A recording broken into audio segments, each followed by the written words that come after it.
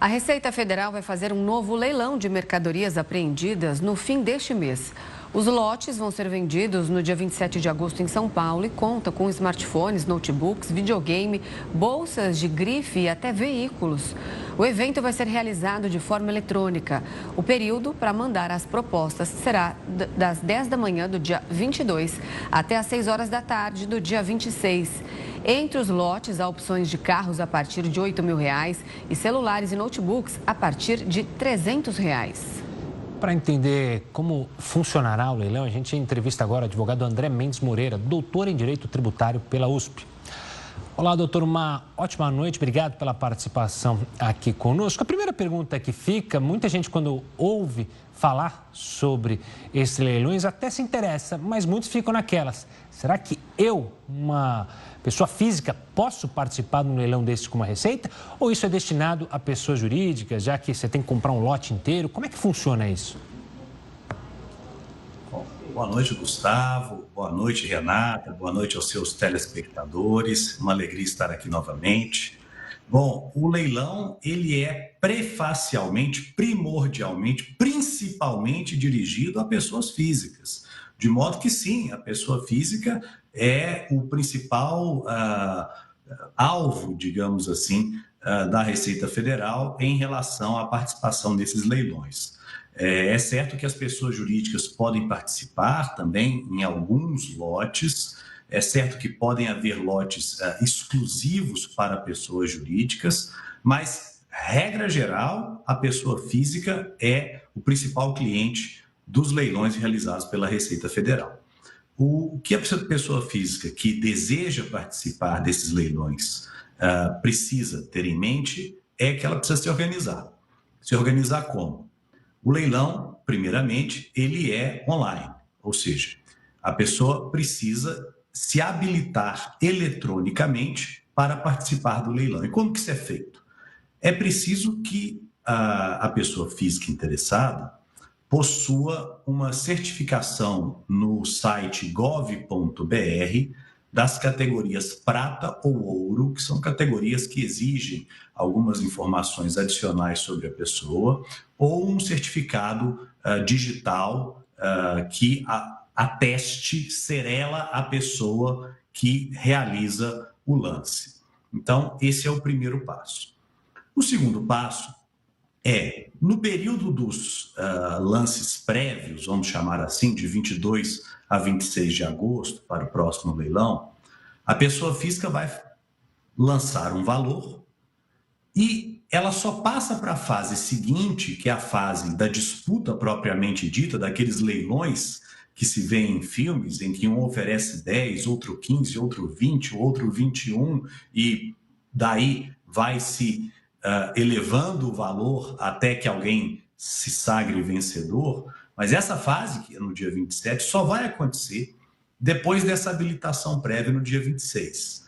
E essa habilitação prévia vai decorrer de pré-lances realizados dos dias 22 a 26, pré-lances esses que vão eliminar todos aqueles que não tiverem feito um pré-lance que tenha pelo menos 90% do valor do maior lance. Por exemplo, vamos imaginar que o lote número 7 contenha 3 iPhones. E o valor do lote número 7 é de R$1.000 para começar. Vamos imaginar que do dia 22 a dia 26, alguém faça um lance de R$3.000 pelo lote. Todo aquele que não tiver ofertado pelo menos R$2.700 pelo lote vai estar eliminado, e no dia 27, que é o dia da disputa, é o dia em que online cada um vai aumentando o valor, não vai poder nem participar. Em relação aos lotes, Gustavo, que foi uma pergunta sua bem específica, é preciso entender a razão pela qual eles existem, né? São um pouco mais de 200 lotes nesse leilão que vai ocorrer dentro em pouco, e os lotes agrupam bens que geralmente são da mesma natureza, mas, via de regra, agrupam bens que são muito fáceis de serem vendidos, com bens que talvez não sejam assim tão fáceis de serem vendidos. Essa é a ideia do lote. Então, não se faz a oferta por um bem, por um telefone, por um carro, a não ser que este carro constitua o único bem de um lote.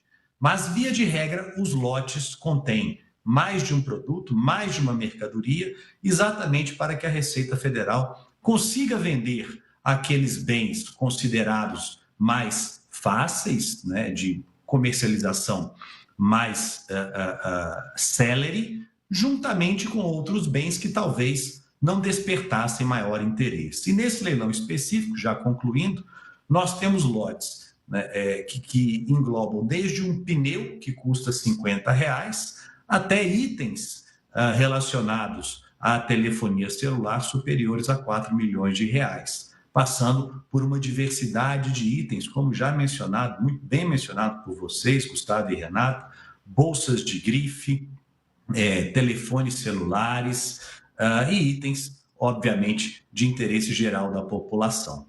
Então, essas seriam as características, eu diria, fundamentais do leilão da Receita e algumas dicas essenciais para aqueles cidadãos, pessoas físicas que querem participar, podem participar e devem participar, se esse for o seu desejo.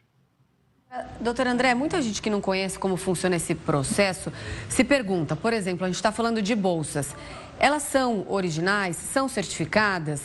Como saber quando eu estou fazendo ali um bom negócio, se algum produto tem algum tipo de restrição? Renata, sua pergunta é excepcional. A Receita Federal não se responsabiliza por absolutamente nada. Esses bens foram bens apreendidos, via de regra, em fiscalizações internacionais, né, ou aeroportuárias ou rodoviárias, mas não há garantia de que esses bens são originais. Não há garantia de que a bolsa da marca X é realmente da marca X. Então, um ponto fundamental é o comprador tem que estar ciente que adquire o bem tal como ele está sendo apresentado, sem qualquer garantia. Como os norte-americanos dizem em situações como essa, o bem é comprado as is, ou seja, tal como ele está, e não é possível nenhum tipo de reclamação a posterior. Por isso é preciso uma reflexão por parte do comprador, pois, às vezes, e até pela escalada de preços, caso o comprador se classifique para a fase de lances do dia 27 de agosto, que é a última fase, ele vai acabar não pagando tanto menos quanto pagaria por um bem na loja oficial da marca. E mais, aqui o pagamento é à vista. E aqui o pagamento tem que incluir, por conta do comprador, o ICMS, que não está no preço. O ICMS pode ser calculado como, em média, 18% do preço, e também o transporte do bem, né, desde Guarulhos, onde estão situados esses bens, até a residência do comprador. Isso é responsabilidade do comprador. Então, não há nenhum tipo de obrigação da Receita de assegurar autenticidade, originalidade ou valor de mercado dos bens que são vendidos. Os bens são apreendidos, são avaliados, são anunciados, e aquele que comprar terá que pagar à vista, terá que pagar o ICMS, terá que custear o transporte até a sua própria residência e, se tiver feito um bom negócio, receberá um bem abaixo do preço de mercado. Do contrário, a saída é ir a uma loja oficial e comprar o bem parcelado em 10, 12 vezes, como é a praxe no Brasil, pagando mais caro, mas com a garantia de saber que aquele bem é original e de saber também que, se o bem tiver algum problema, ele poderá ser trocado, o que não acontece com os bens comprados no leilão. Doutor, só para a gente fechar, você falou uma coisa que eu acho que é importante salientar e talvez as pessoas não tenham prestado atenção. o leilão é digital, mas não quer dizer que vão te entregar na sua casa, né? O pessoal está com muita coisa de e-commerce.